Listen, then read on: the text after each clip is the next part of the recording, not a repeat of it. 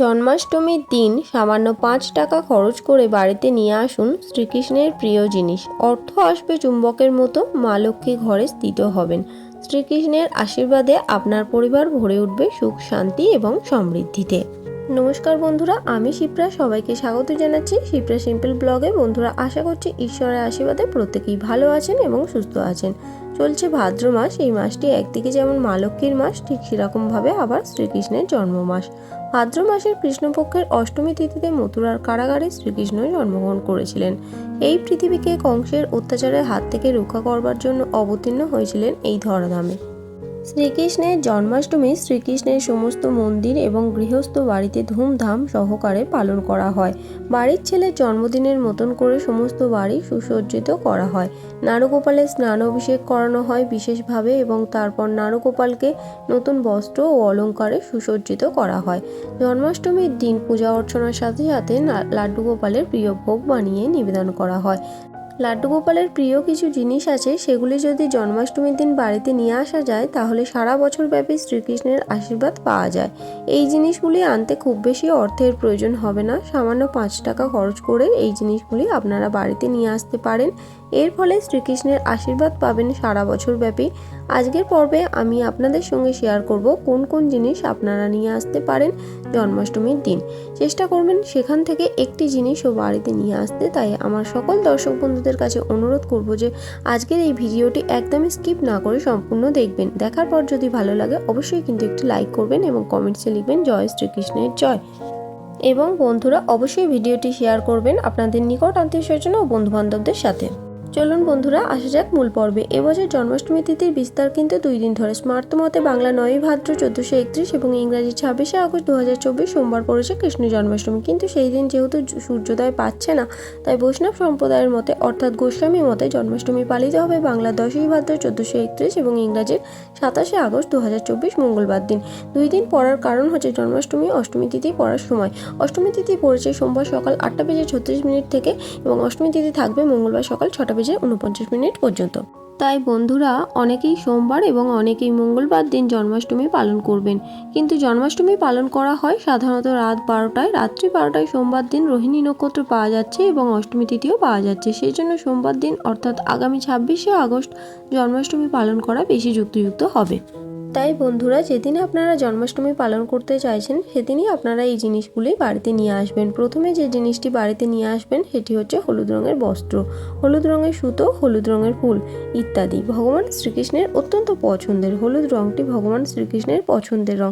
তাই তো শ্রীকৃষ্ণকে বলা হয় পীতাম্বর। তাই হলুদ রঙের বস্ত্রে হলুদ রঙের ফুলে ভগবান শ্রীকৃষ্ণকে জন্মাষ্টমীর দিন সাজানোর চেষ্টা করুন। যদি বস্ত্র কেনার সামর্থ্য না থাকে তাহলে হলুদ রঙের থান কাপড় নিয়ে আসতে পারেন, খুব অল্প মূল্যে পেয়ে যাবেন। সেই হলুদ রঙের থান কাপড় দিয়েও আপনারা ভগবান শ্রীকৃষ্ণকে খুব সুন্দরভাবে সাজাতে পারেন। হলুদ ফুলের মালা গেঁথে শ্রীকৃষ্ণকে পরাতে পারেন। হলুদ ফুল দিয়ে ভগবান শ্রীকৃষ্ণকে পুজো দিতে পারেন।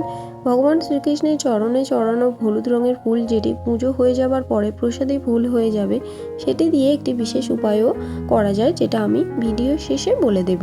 তাই ভিডিওটি সম্পূর্ণরূপে দেখুন। সেই উপায়টি যদি আপনারা করতে পারেন তাহলে সারা বছর মা লক্ষ্মীর কৃপা আপনার পরিবারের উপর থাকবে। কারণ ভগবান শ্রীকৃষ্ণ যে ব্যক্তির উপর প্রসন্ন থাকেন তার উপর প্রসন্ন থাকে সমস্ত দেব এবং দেবী।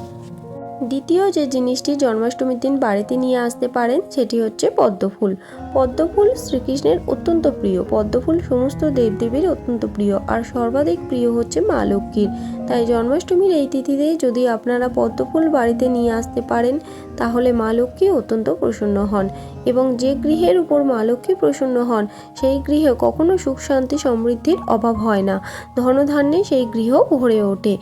সেই বাড়িতে আশীর্বাদ থাকে স্বয়ং শ্রীকৃষ্ণ এবং মা লক্ষ্মীর। সেই বাড়ির উন্নতিও কেউ কখনো আটকাতে পারে না এবং সেই বাড়ির কেউ কখনো ক্ষতি করতে পারে না। তাই বন্ধুরা, জন্মাষ্টমীর পুণ্যতিথিতে বাড়িতে অবশ্যই নিয়ে আসুন একটি পদ্মফুল এবং পদ্মফুলটিতে চন্দন লাগিয়ে ভগবান শ্রীকৃষ্ণের চরণে নিবেদন করুন। বন্ধুরা, পদ্মফুল আনা যদি সম্ভব না হয় তাহলে খুব সামান্য পয়সা খরচা করে নিয়ে আসুন পদ্ম বীজ। যে কোনো দশকর্মার দোকানে খুবই সামান্য মূল্যে পেয়ে যাবেন পদ্ম বীজ। সেই পদ্ম বীজ একটি হলুদ কাপড়ের মধ্যে রেখে ভগবান শ্রীকৃষ্ণের চরণে রেখে দিন জন্মাষ্টমীর দিন। এবং সেই পদ্ম বীজ দিয়ে আপনারা একটি উপায়ও করতে পারেন, সেটা আমি ভিডিও শেষে বলে দেবো। তার জন্য সম্পূর্ণ ভিডিওটি দেখুন। দর্শক বন্ধুদের কাছে আমি অনুরোধ করব যে ভিডিওটি স্কিপ না করে দেখতে, কারণ স্কিপ করে করে দেখলে অনেক গুরুত্বপূর্ণ তথ্য আপনারা মিস করে যেতে পারেন। সবার শেষে যে জিনিসটি আনার কথা বলবো সেটি হচ্ছে ময়ূরের পালক। বন্ধুরা, জন্মাষ্টমীর সময় যখন আপনারা জন্মাষ্টমীর বাজার করতে যাবেন তখন দেখবেন সমস্ত দোকানে ময়ূরের পালক বিক্রি হচ্ছে, কারণ ময়ূরের পালক ভগবান শ্রীকৃষ্ণের অত্যন্ত প্রিয়।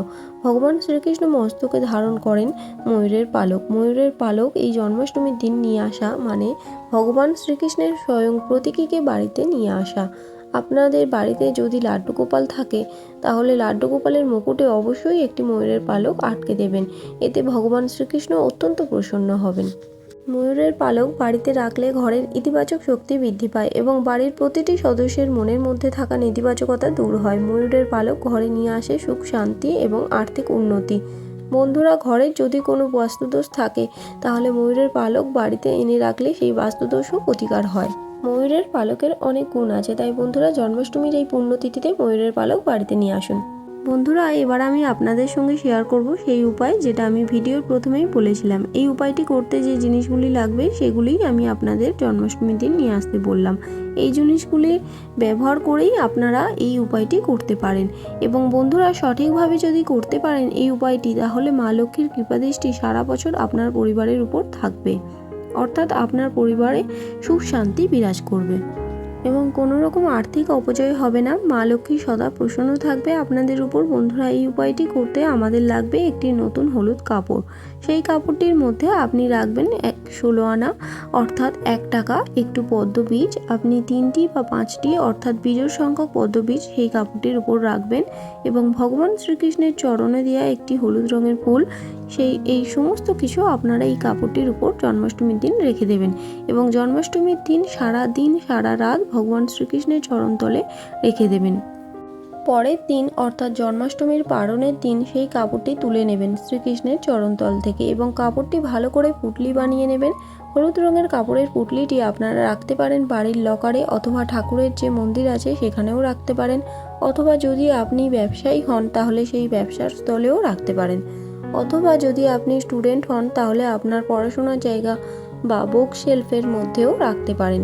এই হলুদ কাপড়টি আপনারা রেখে দেবেন 1 বছর। এটি রাখার ফলে আপনার কর্মজীবনের আসা সমস্ত বাধা দূর হবে এবং অর্থ উপার্জনের নতুন নতুন রাস্তা আপনারা দেখতে পাবেন।